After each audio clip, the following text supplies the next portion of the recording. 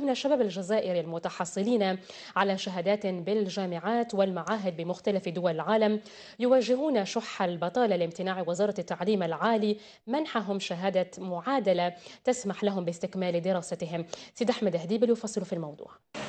يواجه العديد من الشباب الجزائري خريجي الجامعات والمعاهد الخاصة بمختلف دول العالم شبح البطل نظرا لعدم اعتراف وزارة التعليم العالي بالشهادات المتحصل عليها وعدم منحهم شهادة المعادلة التي تسمح لهم باستكمال الدراسة أو العمل. عندنا الملفات تاعنا راهي في مكتب المعادلة منذ 2008 ولم يتم اعتراف. قدمنا وثائق وأدلة قانونية إلى وزارة التعليم العالي الجزائرية.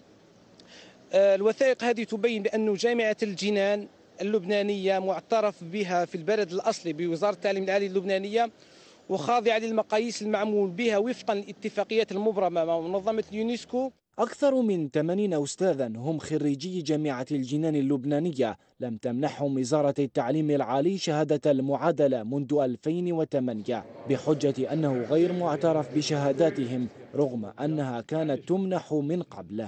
العدد تاعنا يعني راهو منحصر في 80 ملف الآن في مديرية التكوين، مديرية الشهادات والمعادلة التوثيق الجامعي، والكثير منا يعني يحمل الماجستير والدكتوراه. الوزارة كانت تعترف بهذه الجامعة هو حق مكتسب منذ 2008 ثم قبل 2008 من سنة 99 لغاية 2008.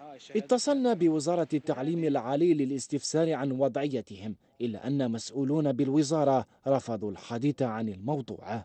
شباب أفنوا حياتهم من أجل الدراسة والتعليم وحلموا بأرقى المناصب إلا أن حلمهم تبخر وتعبهم ذهب سدى.